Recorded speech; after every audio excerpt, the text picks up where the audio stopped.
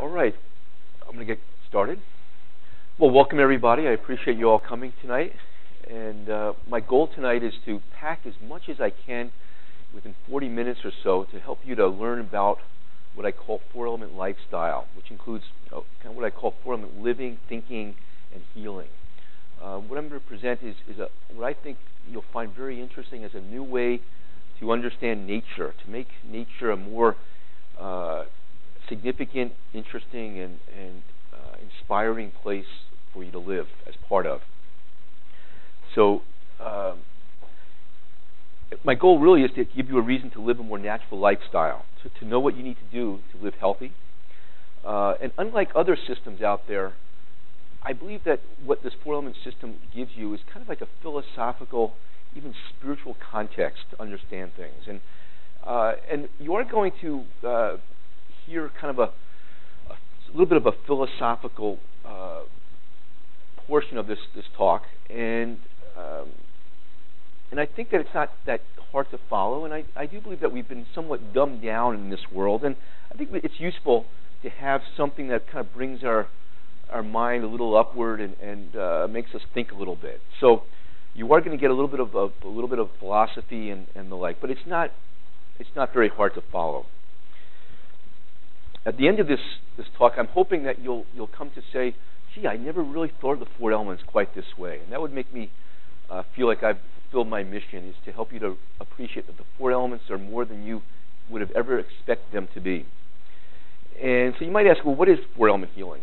And what it really comes down to is a focus upon nature's four elements. And most people here have probably heard of the four elements before. Most people have heard of like fire, air, water, and earth, right? And what's interesting about the four elements is that they're very time-honored. They are a foursome that has been with us since humankind has observed the world around them. And if you didn't know this, the Greeks and other peoples that have found, in other words, what I want to say is Western civilization is actually founded upon the four elements. Anybody here know that? The four elements are really the foundation of Western civilization. Philosophy, science, literature, vis-a-vis mythology. The four elements are a crucial part of the Western tradition, and we've lost that connection to the four elements. And I think part of the symptoms of today and this imbalance that people feel is coming out of something that's lacking that the four elements can give us. So that's what I want you to kind of keep in the back of your mind as I'm talking, that these four elements might be more relevant than you might think. All right? So, and I also want to mention that up to about 100 years ago, the four elements were part of the lexicon of how people talked. You even had the four humors of medicine up until about 100 years ago. So the four elements really are, it's only been within 100 years that they've kind of disappeared from our way of thinking. The only remnant of the four elements really is astrology today, and the four suits of a card deck. Those are really the remnants of the four elements that most people relate to and they're not. I'm not trying to say that astrology is the most important thing to integrate into one's life or even to think is useful, but that's one part of the four elements that we're aware of on a regular, that we think of in this modern world. So what we're going to find is that these four elements of nature are expressions of four primal, and I'm going to say arguably the most four spiritual principles of the cosmos. Okay, so we're going to divide this talk into three more parts. And the first part, what I've learned is that it's very useful to understand how these four elements originated. And that's where we're going to get a little philosophical, if you will. And if you're like most audiences, you'll kind of say, "Oh, this is pretty cool," because understanding the origin of the four elements is really crucial to understanding their significance. After we learn how they originated, we're going to see how they express themselves in the human body, and then, for that matter, in the human condition, the human mind, how we relate to the world.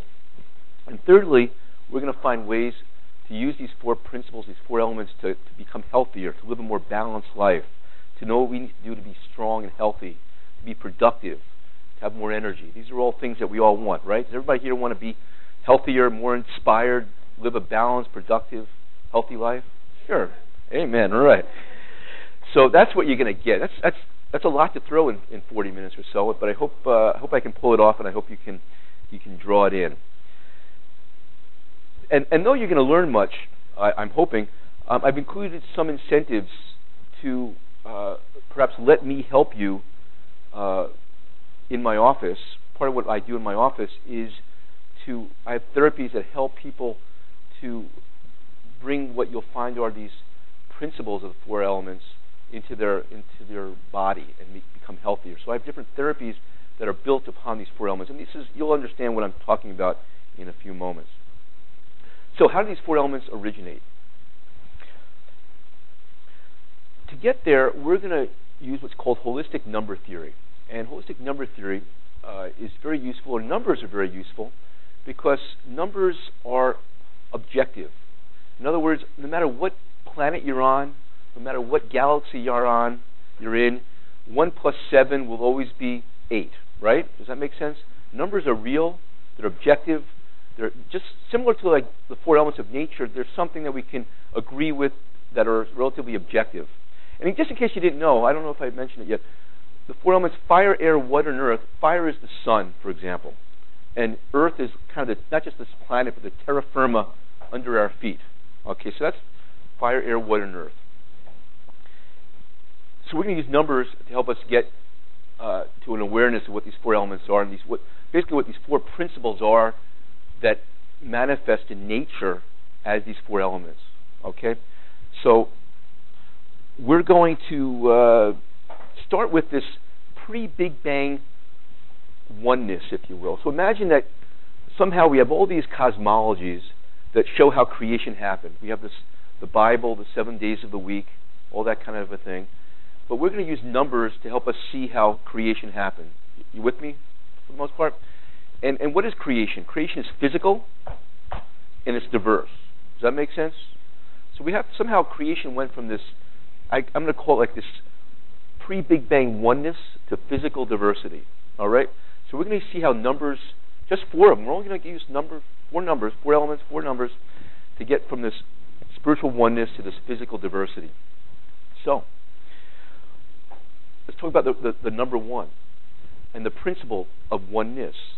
So, think of what oneness is. Like there's a oneness to Perry, for example. There's a oneness to you. There's a oneness to Syracuse. There's a oneness to America. There's a oneness to the planet. Does that make sense? Does everybody see what? So oneness, what's interesting about oneness, what you're going to find is interesting about all these principles is that they manifest on all different levels.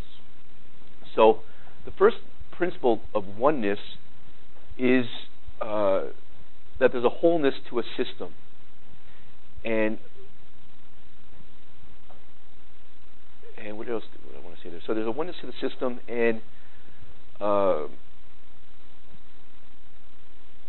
I wanted you to see how we have to go into what holism is to understand the significance of a pattern. Because what I'm going to be suggesting here is each of these principles manifest on multiple levels. And for me to help you to understand that, I want to go off a little bit to help you understand how holism works. Has everybody seen how holographic film plates work, or film works? A holographic image, these three-dimensional images. Does everybody know what I'm talking about? To create a holographic image, you take two lasers, you direct them at somebody or something, and they create an image on a film plate. You take those, to get the image back, you shine the lasers into the film plate, and you get the image. If I take a holographic film plate or image of somebody, and I smash that picture into 50 pieces, that film plate into 50 pieces, and I took piece number 37, and I shine those lasers through, what do you think I would get? Martin, what do you think? You'd get the whole image again. You get the whole image. Now let's say I took that piece number 37 that I shined those lasers and I smashed that into 50 pieces, and I took piece number 12 out of that. I would still get that same image. It might not be quite as much detail, but it's the same image. If you looked at that film plate what you would see is little squiggly lines, and every small piece of the whole. So the point is, in holism, is every part of the whole has the same pattern within it. You understand where I'm going with this? So this oneness concept is the first pattern that we're going to see that repeats on every level. Everybody with me on that? So we're going to see that each of these four principles repeats on all these different levels. So we got one down. Now we got to realize that what number follows one? Two. All right. So we're into physical diversity. We haven't gotten there yet. We're just into this kind of with this pre-Big Bang spiritual oneness. What's the geometry of two? Anybody know what? Who said that? Good job. A line. And what's at the end of a line? No, it's a line segment. well, there's arrows. There are arrows going in. So the point is, when the Creator said, "Let there be two," as it moved toward, as it created this universe, it said, in a sense, you got all those yin-yang opposites. One arrow points to the biggest big, the other to the smallest small, the most spiritual, the most material, masculine, feminine. All those yin-yang opposites got generated or potentiated when the Creator said, "Let there be two." Everybody follow me there so far? Okay. Now, we tend to think of opposites as attracting, don't we? But what are they doing in this realm of two-ness? What are they going in opposite directions? They're not. So we have. What is creation? It's a productive. Nature is a productive universe. It's a productive universe. So somehow we had to find a way to get beyond this realm of two-ness. Does this make sense? So what number follows two? Okay. What's the geometry of three? The geometry of three? Not really. A triangle. Space is created by three dimensions, in a sense, but we're not quite there. So with three, when the Creator said, "Let there be three," you go, and you got big and small coming together to create medium, for example, right? Moderate, all those things that come together. So the principle of threeness, if the principle of two-ness is those yin-yang opposites, the principle of three is balance, interconnectedness, something on the order of that. And what's interesting to think about is there's different ways of appreciating how this threeness gets expressed. So in other words, can you see how body or spirit and matter are two opposite poles of the spectrum, spirit and matter? What I'd like to think of is that when spirit and matter come together, that creates what's nature. Here kind of sees nature as having a spiritual glow to it. Many people see like a spiritual glow to nature. We know that spiritual glows. Nature is physical, right? We have spirit. Nature is physical, and it's also spiritual. So it's coming together. Those two poles are what create nature. Can you kind of follow my logic here? So nature is this coming together of spirit and matter. Now, can you see another polar opposition is in the holistic paradigm that we use? We have this triangle of body, mind, and spirit. You've ever heard of body, mind, and spirit? Can you see how body and spirit are two poles of the human condition? So can you see how mind, from a three-element perspective, who we are is this mind that finds a way of bringing opposites together in our life. So who you are from a three-element perspective is that unique way that you bring the opposites of the human condition together. So what I oftentimes will say, for men somehow relate to this better than women, I think, is your choice whether you go to a big Home Depot or a small hardware store. All those balancings that you do are how you balance. That's what defines you. What defines us is how we balance the opposites of our life. Does that make sense to people here? So in the realm of threeness, we've got medium, we've got nature, and we've got mind. Does everybody follow me so far?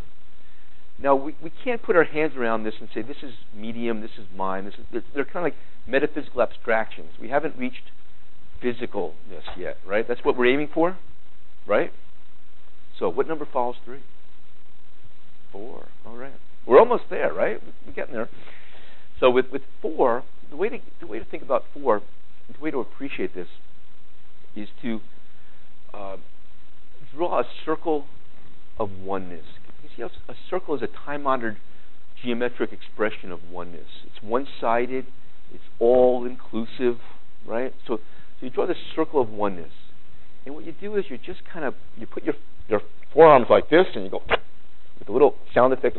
The point is that what 4 does is that those 90-degree angles that come with 4 lock in creation, become nature, which was this metaphysical abstraction in 3, right? Now becomes physical. And what do you get? You get these 4 principles, these 4 elements that we call fire, air, water, and earth. So with 4ness, physicality occurs. And there's something about that right angle. For some mysterious reason, right angles that happen when you divide 360 into 4 creates physicality. It's kind of one of those interesting things. So there's a reason why we build rooms with 4 walls. We have these right angles. There's a reason why quadruped creatures hold sway in life. Who here knows anything about organic chemistry and carbon? Martin, what's the balance of carbon? No. 4. It's okay. The point I want to make is that when you hear about organic chemistry and that carbon is the building blocks of life, when they're talking about building blocks of life, they're talking about structural building blocks of life. That's what builds structure in your body, is carbon. And carbon is a 4 valence. It only works because it has this 4ness working in it. Similarly, all the rocks, gems, all the granite, quartzes, every rock that's out there are all silicates, which are physical structure of this planet, crust-wise. That has a balance of 4 as well. The point I'm making is that 4 has this power to create structure. It's just the way it is. So we got to 4. And what my next job is to help you to see where these 4 principles, how they manifest. And I want you to appreciate that it's not a coincidence that these principles are going to be manifesting on multiple levels, as you'll see in a few moments. Let's start with the human body. What do you think is the earth principle within the human body? Might there be? Bone. Does that make sense, that bone might be the earth principle within us? So as I work as a chiropractor, I'm working on helping people's physical earth principle alignment. So bone, we're going to talk more about that later, but that's the expression of the earth principle within us is bone. Now, to understand the water principle and its usefulness for life, imagine you're an amoeba floating, immersed in the ocean, back when life began. And the water brought in your nutrients. It just diffused through your cells. Everybody got that image? And then life got bigger, more complex, and you had canals that had to bring that nutrient-laden water throughout the organism. Then the organism got bigger yet, and it needed a digestive system to digest still that water-laden nutrient into food, into nourishment. It got bigger yet needed a heart to pump that nutrient canal. It needed an immune system to keep those that canal clear of pathogens. It needed a urinary tract to keep it clean. The point I'm making is that all your organs are an embellishment of that water principle. You following my logic here? So all your organs are an expression of the water principle within you. Now the next one, what's useful to know is that, so Earth is, I don't know if I went over this yet, is that there's an order to these 4 principles: fire, air, water, and earth.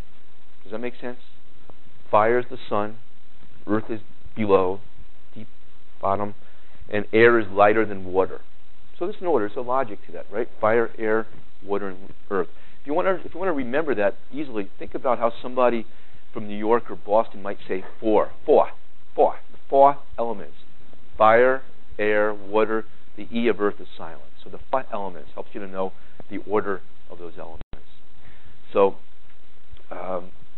we have the earth being the bones. We got the water being the organs, the blood system of the body that brings nourishment. So if you're going to focus on in health, if you're going to focus on nutrition, that's a water principle, water element part of health, isn't it? So part of what my job with my patients is to help them use nutrition, herbs, things like that, to be healthier. It's an important part of the 4-element lifestyle is to use nutrition. Okay, now what's interesting to realize is so we have earth and water. We got the 4 and 3. We're going to work our way up. Obviously, is what I'm doing here.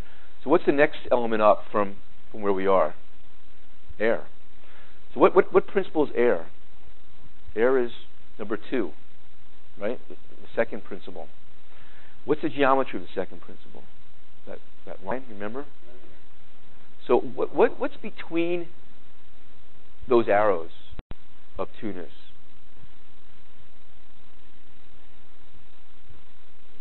Space. So the air principle is really space. And what nature does is nature fills that space with these molecules that we use to breathe, and we call it air. So does you follow what I'm saying here? So the air principle is really the space principle. And what's interesting about that space principle is that we don't even think about it. It's just kind of we walk through it so effortlessly that we hardly think of it as a principle. But imagine if that principle was cut by 80%, and I was in your face, right? So what the air principle does is it gives us elbow room. It makes us feel empowered, doesn't it? So the air principle is about feeling empowered and feeling one's elbow room. So what is it that we use to move through space? Well, we use muscles. So muscles that empower us, that give us elbow room, are an expression of the air principle. Does everybody get the logic on that? I think it's logical. I'm hoping to convince you that these are not coincidences, but that there's a logic here. Now, what's interesting to think about is what fills air in nature is what kind of molecules fill up air, like oxygen, hydrogen, nitrogen. What kind of molecules are there? They're diatomic, like N2, O2, H2. So, in other words, filling up that second principle space are all these 2-nesses, these diatomic molecules. How many atoms make up water? 3. Like, in other words, H2O. So within this 3-ness of water are these 3 atoms. Within that carbon is that balance of 4. So these are just, maybe it's just coincidences, but I don't think they are. I think every principle expresses itself or expresses these principles in its own way. So the point is that muscles are what move us through air, and that they're the expression of the air principle within us. So when I work on people and I give them exercises, and I find ways of strengthening their chi. Okay, so everybody hear of the concept of chi? Think of chi. When I say somebody's liver chi is weak, for example, what it kind of means to me, what I'm implying is that think of that every organ has elbow room. Like if that liver's chi is weak, it's kind of collapsing in a little bit. So we have this ways of strengthening the chi of different weak organs. So I help people with organ weaknesses, not just with nutrition, but also with strengthening their chi with muscle exercise. Can you see how the lungs, for example, might be affected by this kind of a motion? It's just sort of it's something. Jumping jacks is a time-honored exercise, and it does help with the lungs. Can you see how the heart might be helped by walking and using these arm muscles here that get the pectoralis? So muscles help organs to have more chi. So there's certain therapies that I use in my practice that help different organ systems. If you come in with a weak heart or a lungs or bladder or whatever, there's different exercises that I can give you to help you to have more chi there. more empowerment, more elbow room for that organ. So we've got bones, we've got nutrients and organ systems, we've got the muscular system and muscles. So what's the fire principle? What do you think that relates to? What system of the body? Now, those are more abstractions. We're talking about let's get real, Rob.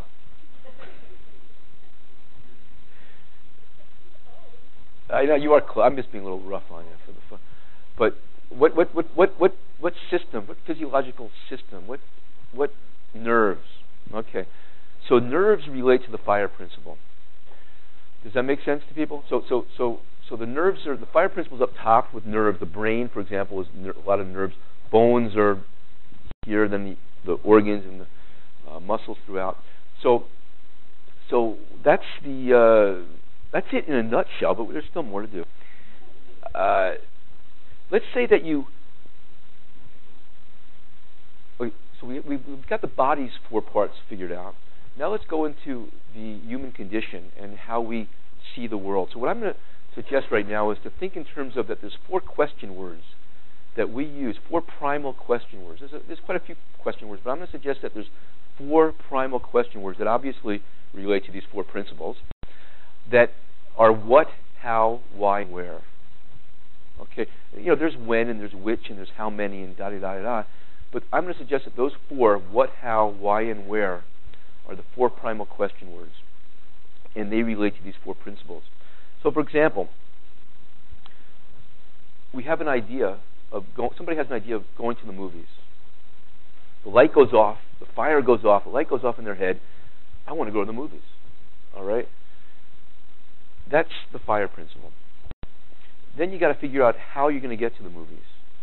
Does that make sense? So now there's some people have. I always had a problem appreciating the difference between thoughts and ideas. Does anybody else here have a problem with knowing what the difference between a thought and idea is?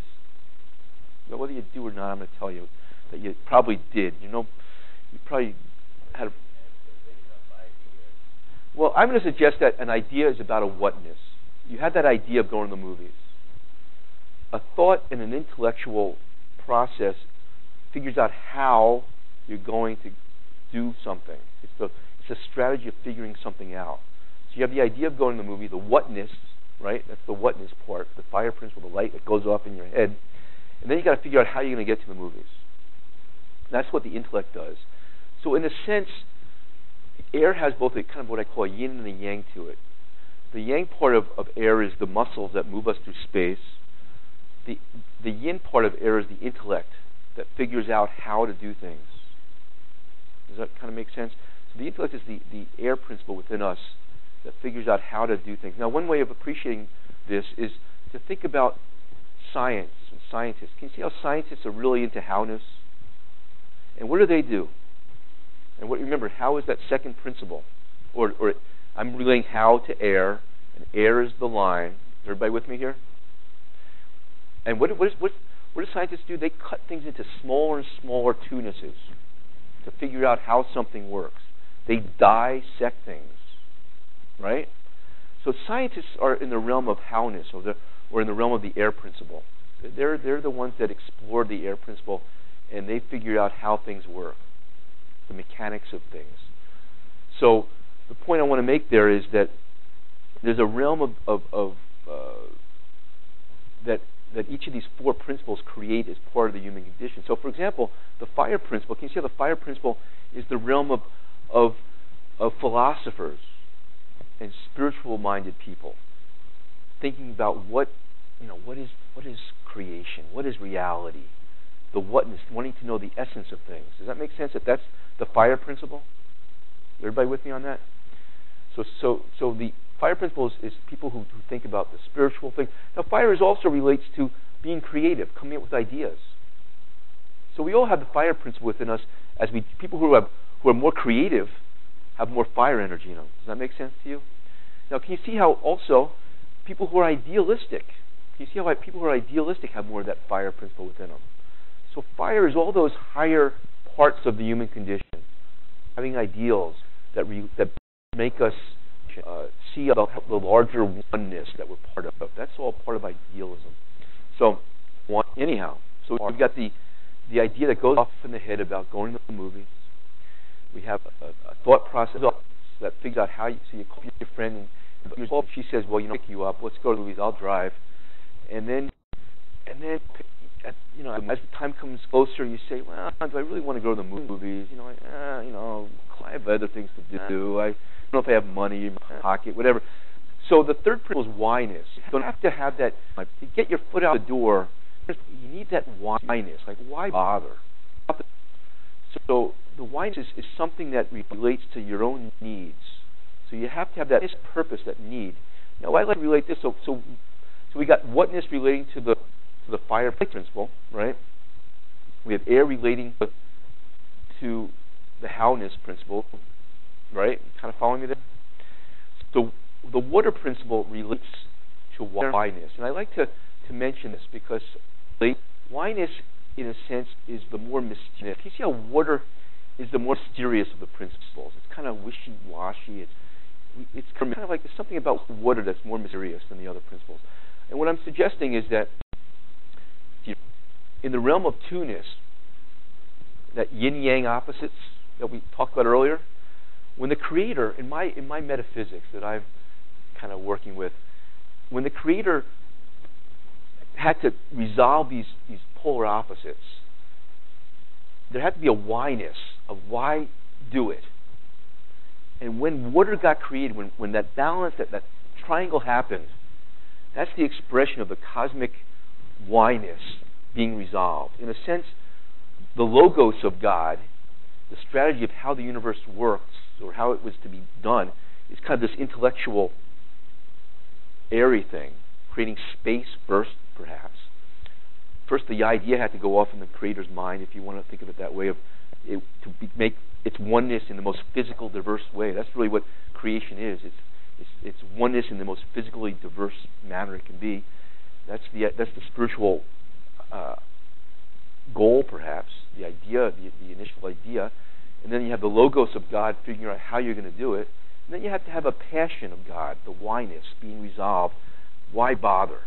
And in a sense, the water, there's a power, there's a magic to water. That's an expression in my mind of the resolving of that, and the whyness is something about water has that whyness in there. There's something about water is that passion principle, and if we don't have enough that water passion principle, we don't get that whyness resolved, and we just don't have the energy to do things. Got a sense of what I'm saying there? Some people do, maybe some people don't. But the realm of water, so we talked about the realm of fire being philosophers, idealists, creative people, the air principle being people who are scientists, people who like to think a lot, people who want to learn about things. I recommend people who are depressed and down here that they read about interesting things because it gets their air principle moving. So learning new things is always a good thing to do because learning new things is about that air principle. That air principle is that buoyancy, that positive uplift that air is. That's what the air principle can give us. So if you feel depressed and negative, you want that air principle to be, you want to learn new things. Scientists tend to be pretty optimistic, pretty upbeat people because they're up here. They're always thinking. It makes life more interesting. The four-element lifestyle is about having an interesting life because an interesting life comes by thinking, I believe. So we have the realm of science, of air. Now what I want to get to is water. The realm of water is the realm of romanticism, of poetry, of religion, ethnicity. The way to appreciate water is this, is that, well, let me before I go this direction, let me tell you how a little bit more about these four elements. Can you see how fire and earth are the primal two? Like fire and earth are opposites. They're kind of. I'm going to suggest that they're the primal two, like fire and earth, and that air and water are secondary polarities. So in other words, air has more fire with lesser earth, and water has more earth with lesser fire. You following my thinking there? Okay. So fire and earth are primal polarities. Air and water are secondary polarities. My point in saying this is that water has still fire in it, doesn't it? Okay. So my point here is that think of what water does in the atmosphere. You got this white light coming from the sun, and it refracts it and creates the colors of the rainbow, right? So what water does is it takes that white light oneness energy of fire, if you will, and refracts it and creates the color, the beauty of life. And that's what the water principle is all about. Does everybody follow that? That helps you, I think, to understand what the water principle is all about. It fleshes out life. It is what fleshes out life. It gives you that ability to sensually hold on to life and to feel it in a passionate way. So what's interesting to think about is the water principle manifests as the ethnicities of the human. Can you see how life is better because we have Italians, we have Spaniards, we have all these different ethnicities that help to make the world is richer for it. And that's what the water principle does, is it creates diversity. Okay? And it creates a certain romanticism to think that there's a value to each of these different colors, if you will. So that's, and what's interesting about this, and this might, sometimes people kind of get a little bit irked by this, but in a sense, can you see how religion is the water principle? Think of spirituality as the fire principle. Does that make sense? Like that oneness? What spirituality is, according to this four-element way of thinking, spirituality is about the oneness. That principle, that first principle. That's really what spirituality really is. It's the oneness principle. It's that principle that's we're all. There's a oneness to me. There's a oneness that transcends me. That I'm part of a larger oneness. That's what spirituality is. As we move toward higher and higher levels of oneness, that's what a spiritual journey is about. Now, religion, in a sense, I believe is trumped by spirituality. In other words, religion is kind of it's sort of an ethnic way of seeing that spiritual oneness. It takes that oneness and refracts it into a colorful, interesting, ethnic tradition that has its own way of appreciating that oneness. You follow? You might not agree with me, but you understand what I'm trying to say there? So that's the power of the water principle. It still has religion still have that fire in it, right? There's still the fire in it. There's still that spiritual dimension in it, but it's closer to the earthy parts of this living that we have. You want to say something?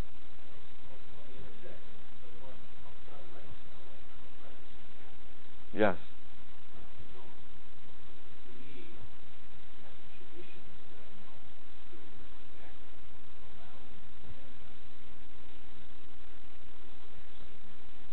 Mm-hmm. Right.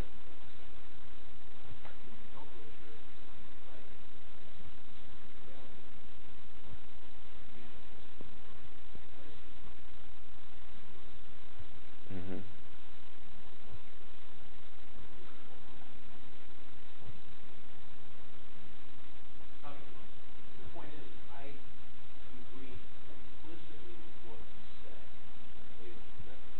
To your own experience or so.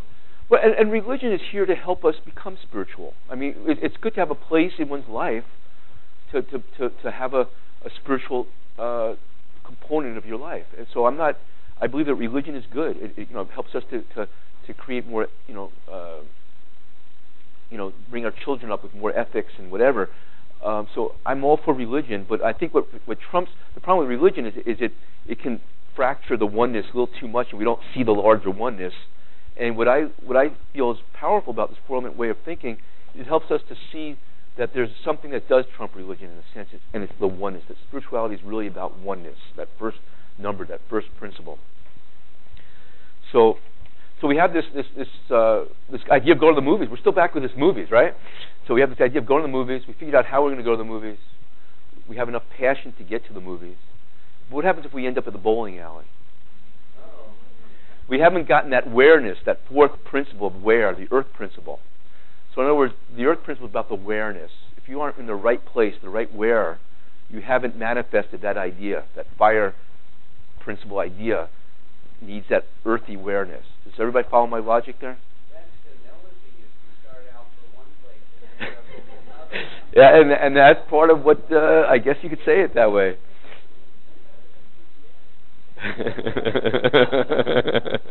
That's very good. So now it's time to apply this to our lives. And I'm going to start at the bottom and work my way up. All right?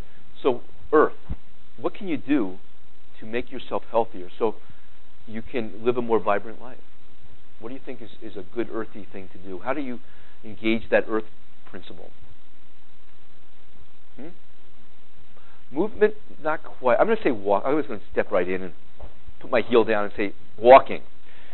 What happens with walking is you're engaging the greater earth below your feet. Does that make sense?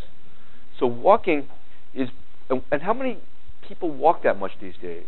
Part of the modern culture, the modern age, is that these four principles, these four elements are less and less a part of our life. And it all begins with the most primitive principle, which is earth.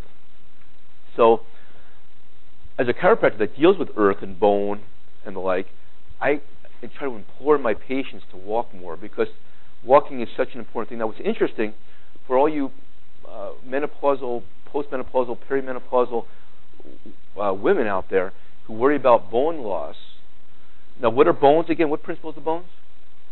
Come on, who's been? Earth, okay. So, you want your bones to be strong, don't you? That earth principle within you to be strong. So what's interesting to know is that when you walk properly, when you engage the ground, that earth principle properly, you actually create an electrical current. What happens is their bones are like a crystalline structure that gets deformed and compressed, and it generates a small electrical current called a piezoelectric current that grows up your bones and stimulates your osteoblasts and makes your bones stronger. Isn't that interesting? So by engaging the greater earth, you're strengthening the earth within you. What I say is that we're here to translate these principles into our body. So there's a way of translating that earth principle within you by engaging the earth as you walk. Does that make sense to people? Is that kind of interesting? What the earth principle also gives you is the earth not sturdy? The earth is sturdy. Do you want to be sturdy? So you want more earth principle within you. Can you see how if you get more earth principle energy into you, you become a sturdier person? Does that make sense? So it all begins with walking in my appreciation of it.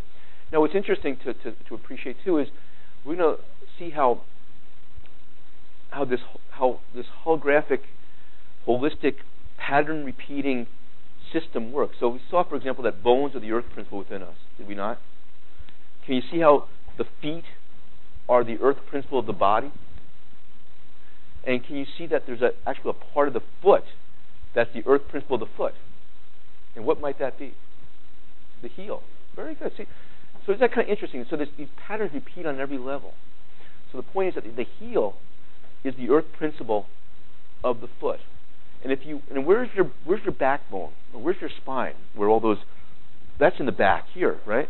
So if you want that earth principle here to be strong and well aligned, as chiropractors implore you to have a well aligned spine because it is so important. You want to line it up over those heels. You want to make sure you're using those heels. So when you walk, I tell my patients, for example, to walk with more heel consciousness. And a lot of people, most people will walk with some heel consciousness, but the more forward you like this, the more you're not going to walk with heel consciousness. You're not using your heels. Another problem of today is the ground soft or hard? Hard. The earth principle likes hardness, doesn't it?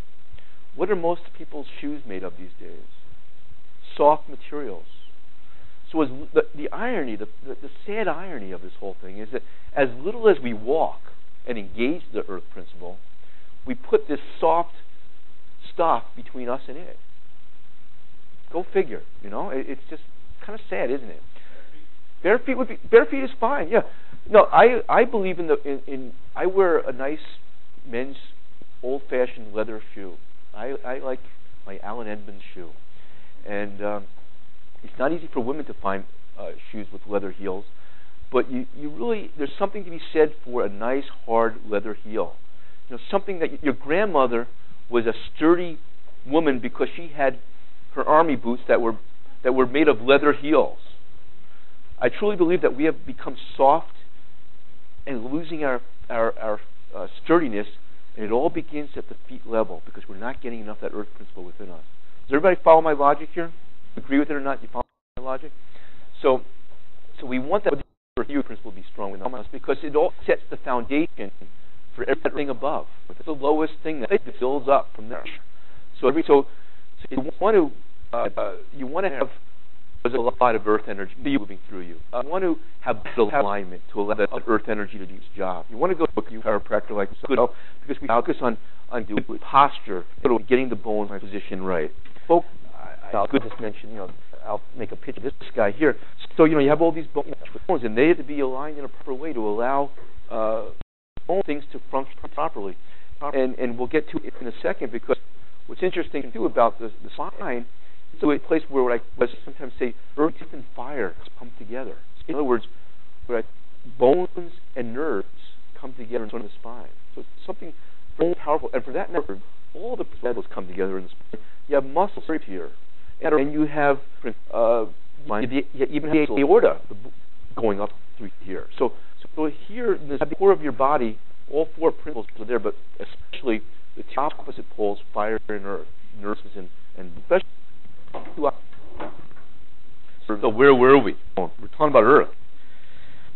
So it's an important part of the formant system is to focus on alignment and walking properly. The next part would be working our way up is the water principle, nutrition, eating healthy. Part of what I do is I help people with organ health. Can you see how, like I said, organs are an important part of that would be the water circuit of the body.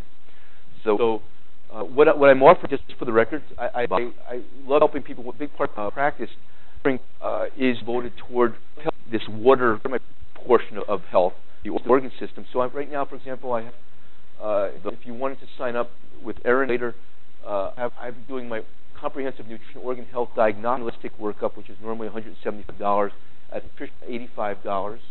Includes what we call a heart rate variability test, which to analyze the autonomic nervous system, the overall health of the body. I love helping people with organ health problems because I know that if I don't help them, they're just going to get more and more meds as they get older. It's the stomach, just so you know. I love prilosec, Nexium, old inhibitors. Once you start taking, your health will go down. I guarantee, because I don't want to go into too deep, but the stomach is actually according to acupuncture, it's the earth principle body, and it's all help with the stomach. The stomach is very valuable to keep health. So I love helping people with nutrition, herbs, all that kind of thing is an important part of the water principle portion of health. Does that make sense? People understand that? The other thing that I do within the air principle is helping people with muscles and exercising, like I discussed earlier, breathing better. Can you understand how breathing does take muscles? It doesn't come free. Breathing, which is a functional way of bringing air into our body, involves muscles, and I help people to breathe better. As it turns out, the acupuncture circuits of the body move through the body and of strengthening those acupuncture circuits through what I call four-element yoga. That's over the last 15 years I've developed this form of yoga that helps strengthen the acupuncture circuits and the chi. So there's a lot of different things that I've developed over my 28 years of practice, a lot of what I call natural health tools in my tool chest that I love having the opportunity to help people with. And obviously fire is the nervous system, and I just want to turn back here. So the nerves, from the spine go, from your neck into your arms and hands, from your lower back into your legs and feet, from your mid back into your organs. So the nerve energy from the spine, it helps keep things well organized. So the fire principle, think of what fire does is it keeps things whole and organized. It's kind of that oneness principle. It makes the body more unified and whole.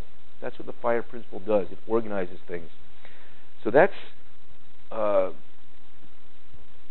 my job is to help get nerve energy to move through blocked parts of the spine so that they can get down to what they need to do. What else did I want to say here? Okay, that's pretty much the main part of the talk. The next part, I want to just go over a few things in here. All right, just so you know, most of what this is a synopsis of the talk I just gave. This small little thing here. What I created is this 4-element scorecard, 4-element healing scorecard. I recommend you take it out and take a quick look at it.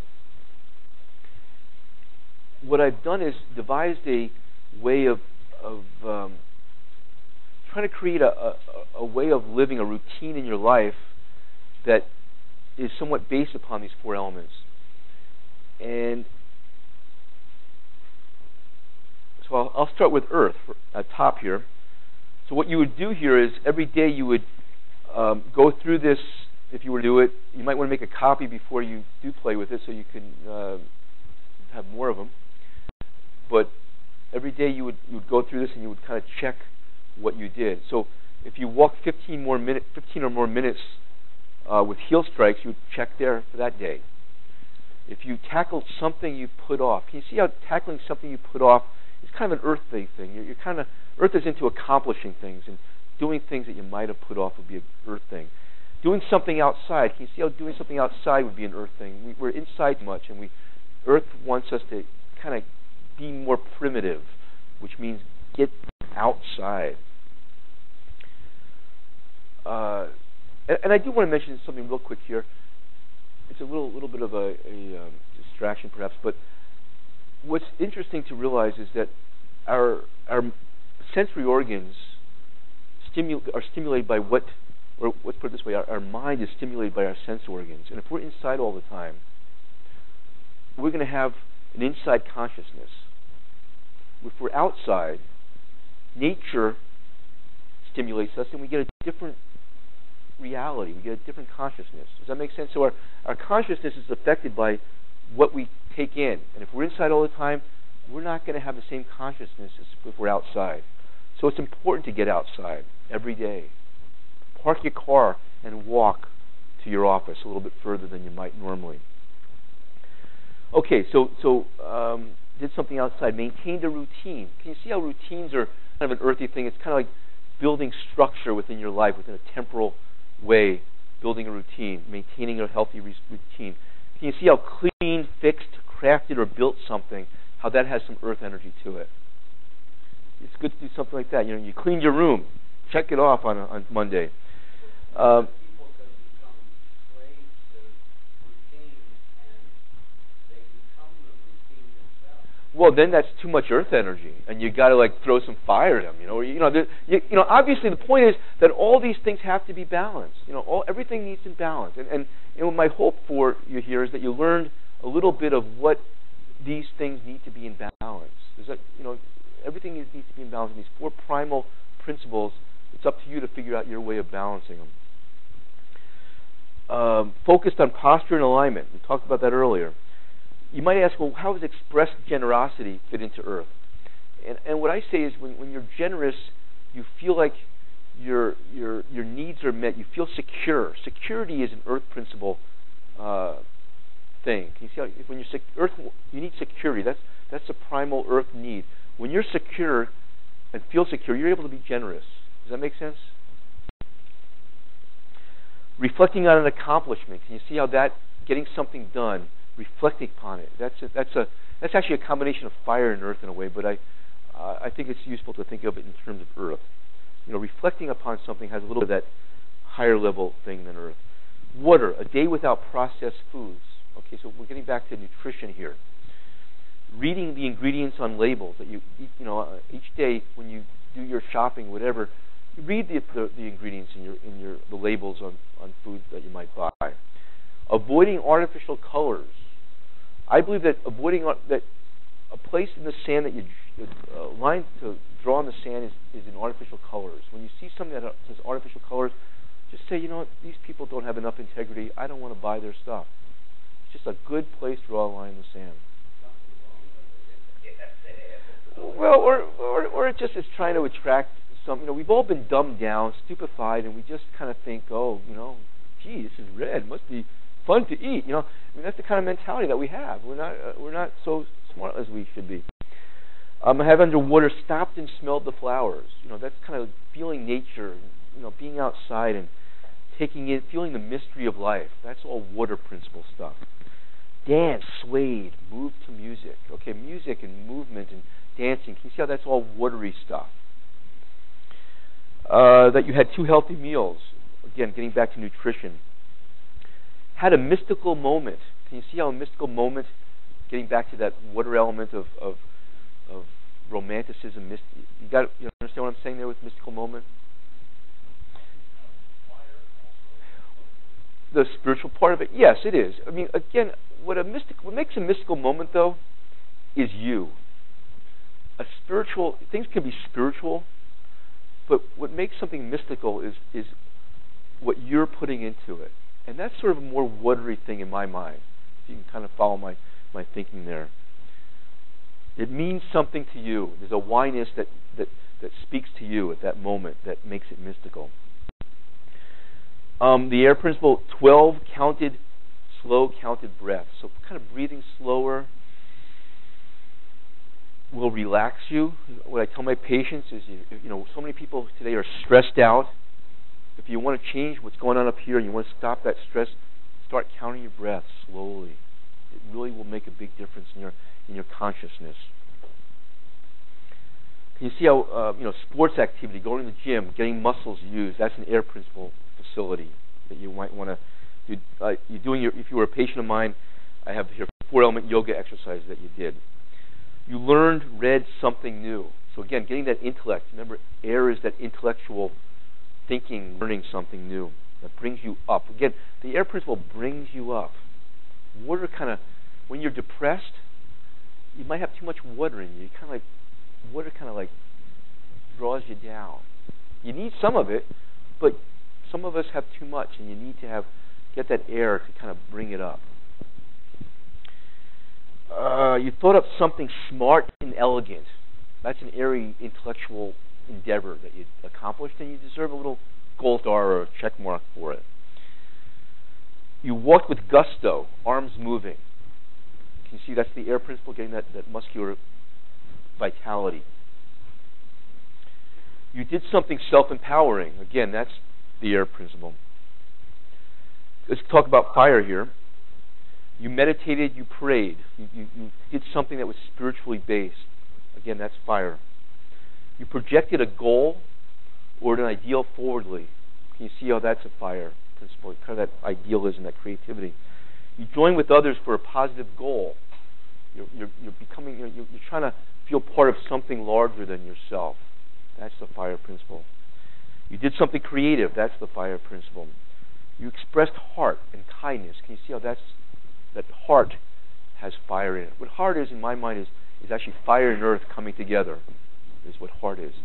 But being kind and having heart has quite a bit of fire in it.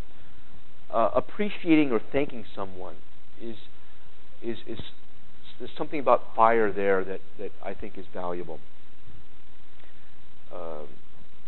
And I believe that's the reason why it's useful to every day thank the Creator, because the Creator doesn't ask for very much, and maybe nothing at all. But it might be useful to think that, just say thanks. Good job. Thank you for this. And the same idea with other people who do kind things. When you do a kind thing, you don't really ask for very much, but to be thanked just kind of keeps the cycle going. Thanking kind of keeps the fire energy going, in a sense, the positive energy going.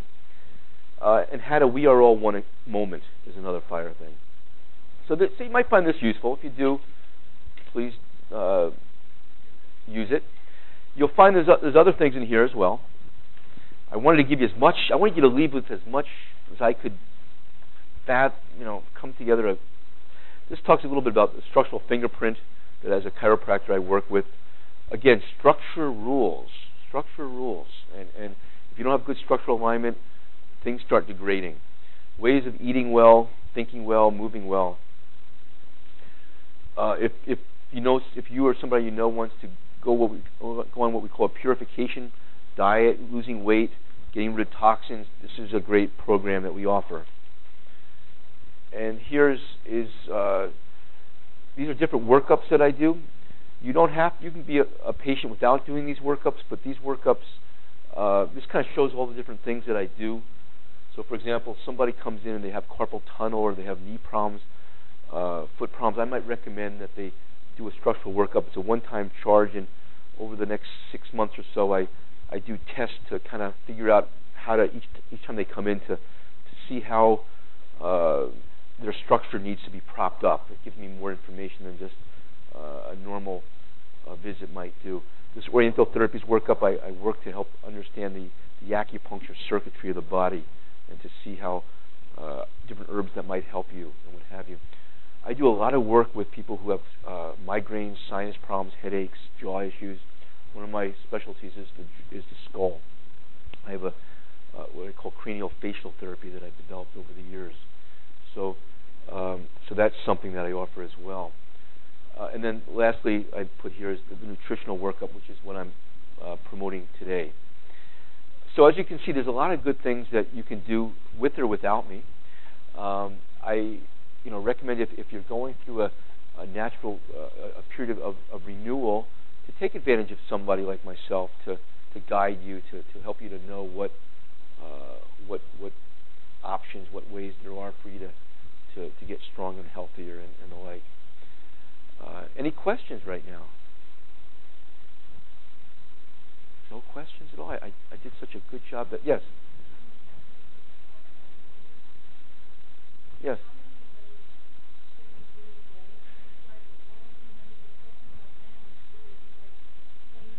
Well, I would say that it'd be nice if you go through it and you realize, gee, I don't have much going on in water. It might tell you, maybe I need a little bit of water in my life. It would probably be a good thing to see what you normally might do, and then say, I would like to improve this by 20-30% over the next few weeks, and see how hard or easy it might be to do that. No, it's a good question. I'm glad you asked it. So there's no perfect.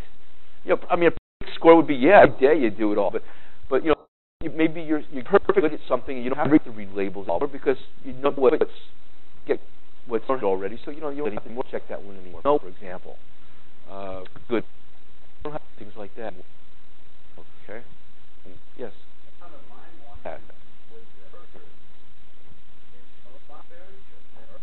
Sure.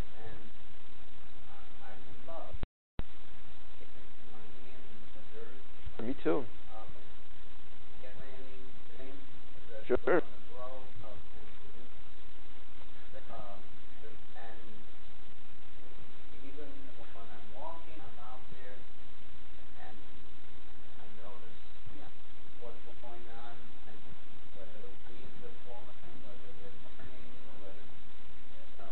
Sure.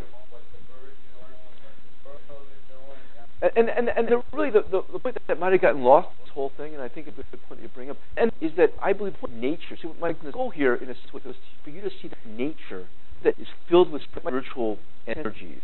And I think maybe I missed that. I didn't make the point well enough. But for me, nature is just filled with this spiritual energy, this glow, as I mentioned earlier. And the more you feel that spiritual glow, the more, I'm not getting your fingers dirty in the ground is a spiritual exercise in living. We're meant to feel everything, I believe, in the most spiritual way we can.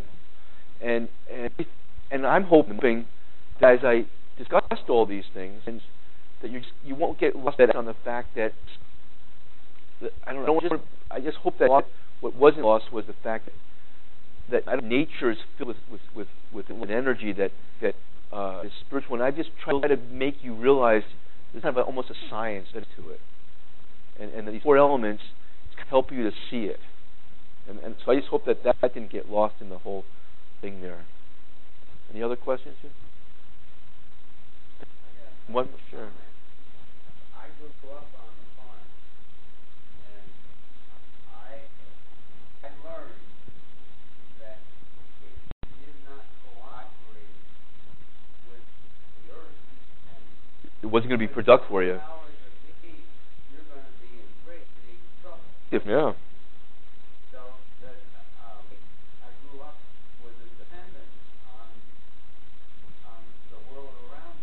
Right, and we today are not. We've gotten away. We live in a very precarious. We live in a time where things are very easy for us, but it's a precarious balance that we've all got here. We sense that something is not right, don't we? Things are out of balance, and it's part of it. A good part of it is because we have removed ourselves from nature, and the more what I'm hoping here to do is to help you have reasons. You know that nature is lacking in your life most likely, and I'm here just trying to give you reasons on an intellectual, spiritual level, perhaps, and hopefully a practical level, that you just feel nature as a more important. Just to kind of renew your faith and your commitment to the natural. That's my goal here, and I hope I succeeded. And I thank you for your time and everything like that.